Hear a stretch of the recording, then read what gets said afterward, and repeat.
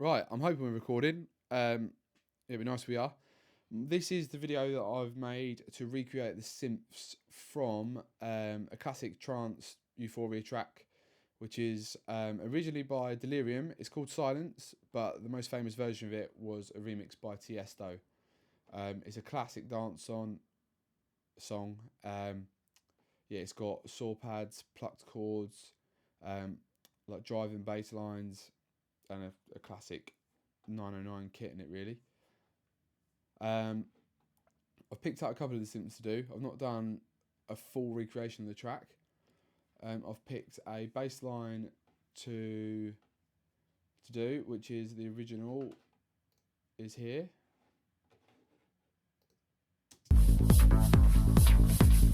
Like driving deep bass line.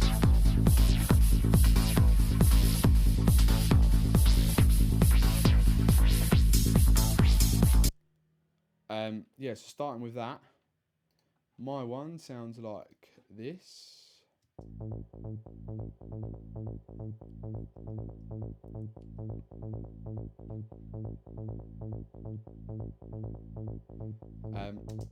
how I created that was in Limplugs 3 Alpha here.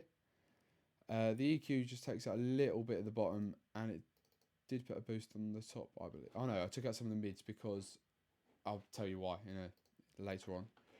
There is a compressor which is just sidechained to the kick, just to bring the kick through and give it a bouncing feel, as you hear in most trance.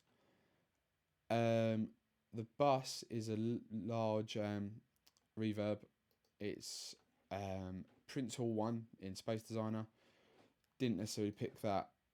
I didn't necessarily tailor that reverb. That was just a preset, just for the video to have a reverb to use. It don't sound too bad. Right, so in 3 Alpha, this is a very, very simple sound. It's one sawtooth. One oscillator. I've used the Rich Saw 1 in 3 Alpha. It sounds pretty good. I like 3 Alpha for these plucky bassline type things. The drive is up a bit, so we're driving the input. It fills it up a bit, makes it a bit dirtier. The cutoff is down. I'll show you why. If we start bringing it up, to keep it low and sort of mellow for the intro of the song, it's nice to have it down. And then if I bring it up, it'll start to sound a bit like that. So for the purposes of this song, it's definitely better down. You can use it, obviously modulate up for build-ups and stuff like that, which you hear a lot. To make it plucky, I've used the envelope filter, which the sustains all the way down, so it's not it's not playing direct notes, and it's the decay that lets the note through. So I'll turn that down, and then I'll bring it up, and you see the difference.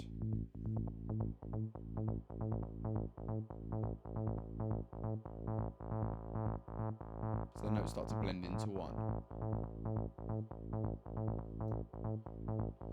This depth control controls how much of the envelope filter actually affects the cutoff. It's quite nice to have that control in this, because a lot of synths you don't necessarily get that. The spread's off. I was pretty happy when it got to this stage, so I did just leave it. Next, there's another bass line. Well, say a mid-range bass. It just gives a different groove. I've got to pick it out in the song here now. Let's have a look.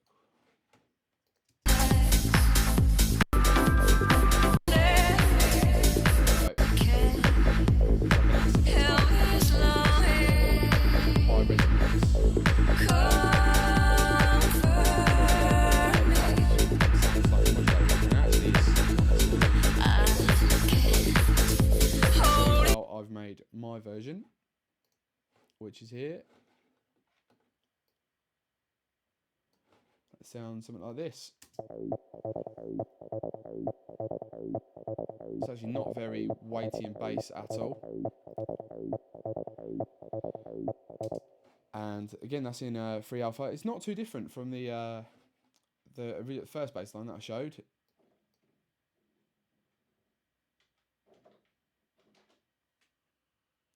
Again, it is a one oscillator synth. Sorry, there was a noise going on behind me there for a minute. Yeah, it's a one oscillator synth. Sawtooth again. It's practically the same, apart from this one's got a bit more spread on it, so it detunes a couple of voices together. It's but the filter envelope does a lot here, and it works with the note length. Basically, how it works is the decay is quite long, so when you play a shorter note, you don't hear the decay, but when a longer note comes in, it decays down. Which, if I jump into here, you'll be able to see. So here's the longer notes. That's just gone wrong.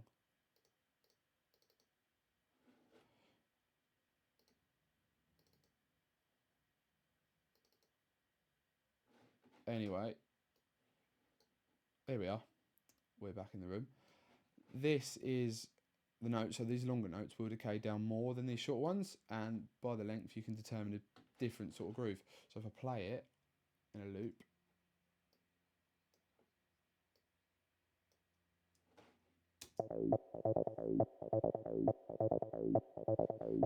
see it, classic trance sounding bass, mid bass. On the actual channel, I have got a compressor.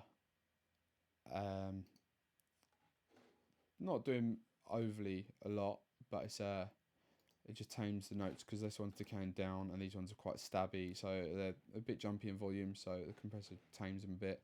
There's an overdrive here, it makes it sound a little bit more dirtier. Mid drive, not too much, and the tone's a bit down. It starts sounding a bit fizzy when you get that up, and the one in the original doesn't sound too fizzy, so that goes out to the large reverb as well, that we used before, and this is also sidechained to the kick as well. So together, I've got a 909 sample pack for the kick here. Together with the original bass line and the mid bass line, bass line number 2, it sounds like this.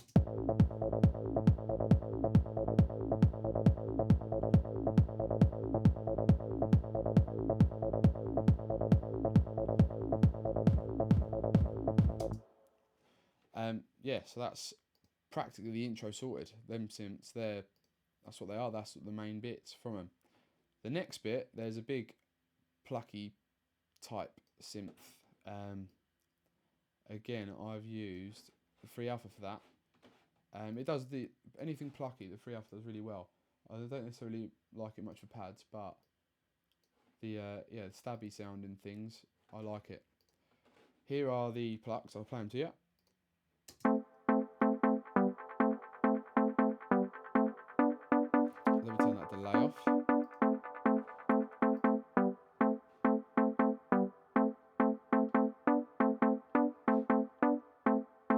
So yeah, they're 3 alpha. The compressor is just bring them down because they just beefs them up a bit. The EQ takes out some of the low end, and here's the actual synth. It's also a one oscillator synth, sawtooth, and again it plays at a different octave as the other ones. The decay's a bit slower. There's a spread on it, and a chorus to fill it up a bit. It's the resonance is up a bit as well, just to give it a different character, really, to make it stand out from the others, even though it's on top in a different octave. But what really does make this synth sound like the original from the Delirium track is the delay, which here it goes out to a bus. There's a dotted 8th delay and a normal 8th delay. That's the closest combination I could find to being the original.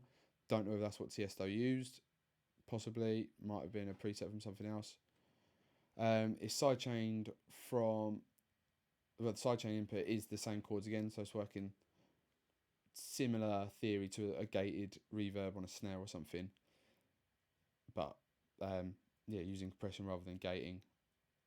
It's just the delays are constantly going, and if they're going and they build up with the original chords, they start to sound like one. You don't kind of tell the difference. So with the compressor, it ducks down the delays when the chord comes in, and I've EQ'd them delays to just stop it muddying up really, and keep it airy and spacious. The whole song feels. I put a sample delay on because in the song they seem to be quite wide, because the sample delay, I've done it on the right side, delayed it by 707 samples. It did sound like it was weighted to one side of the speaker, so it's panned the other way to to even it out a bit, so give it a bit more of a stereo image. So with the delays in, it's so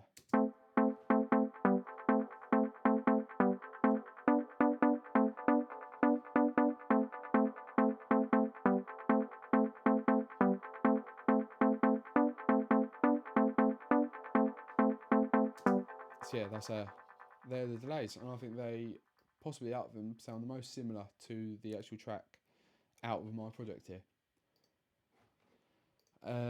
Moving on, in this song there's a classic trance build up with a classic classic big saw pad, and it goes from a really small breakdown to then building up to be huge with this nice vocal by I don't know who the singer is actually, but she's pretty good. I'll find the build up bit in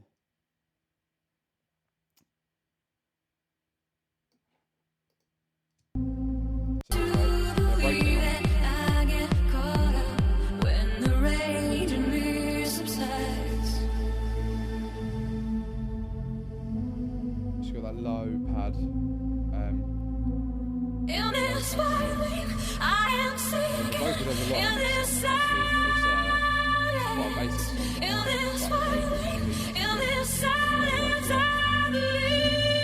Skipping through.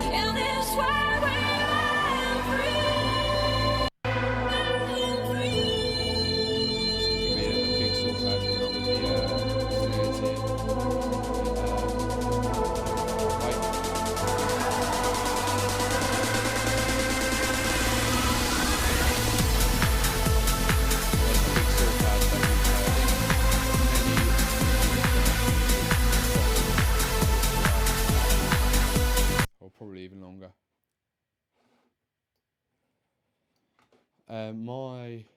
For that pad, the original, the one where it first breaks down, this sort of like intricate sound. That's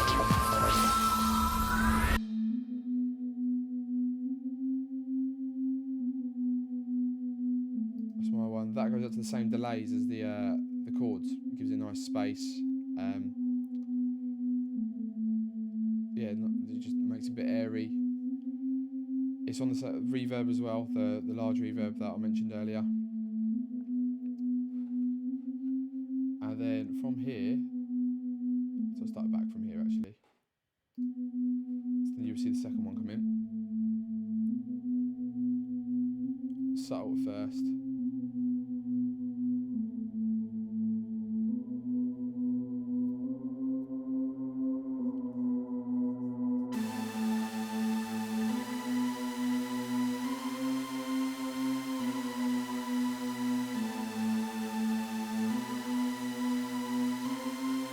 Obviously my section of this song that I've recreated is a far more simplified version, because I was just trying to recreate that specific saw pad sound. This one, the beginning one, which I mentioned, the smaller one, that is in 3 alpha. It's 3 waveforms. It's a sawtooth, there's a square there as well, and the rich saw 1, which I done earlier. They're spread apart from the octaves and they're detuned. The cutoff is down. It takes out all the, it's a low pass filter. The cutoff's down, just keeps it mellow. See if I bring it up. Sounds great in build ups. but yeah, not for this part. The spread's on, difference without it.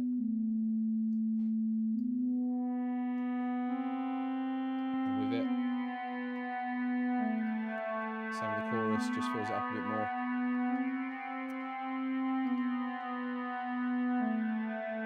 And then moving on to the bigger saw pad, it's done with massive. I'm just trying to do this. No, got everything on there. It's done in massive. It's 3 waves. I picked massive because for this sort of thing, it just sounded a bit bigger. Like I said, I didn't really like the pad sounds from the 3 Alpha. They sound good for some things, but not necessarily this. This is a piece that I made with Super Euro Pad. It's 3 saw waves.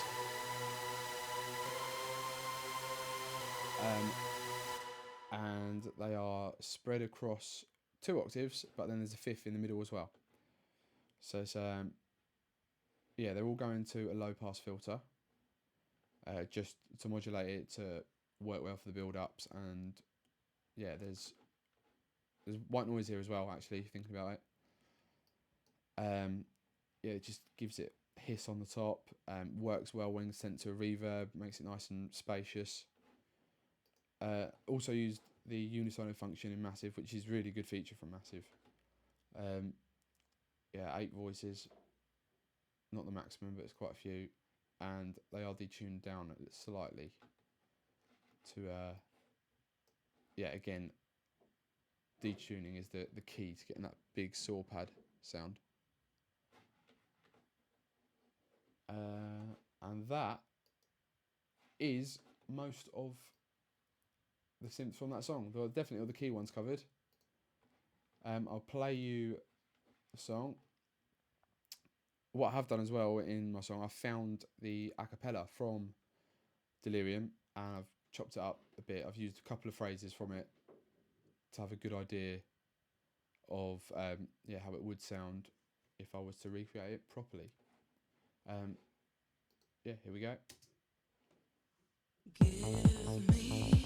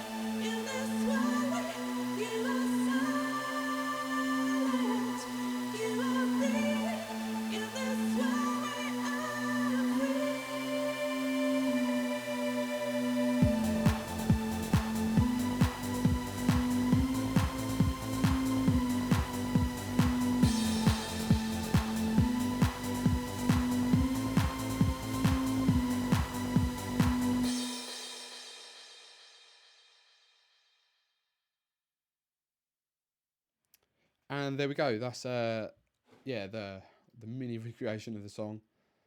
Yeah, I hope it was insightful enough in the way that some of the trance synths are made. Yeah, the vocal I found online is not quite the same as the original, not as well produced, but it does give a rough idea on how it would sound, because the vocal's a key part in the actual track. So yeah, thanks for listening. Thanks for watching.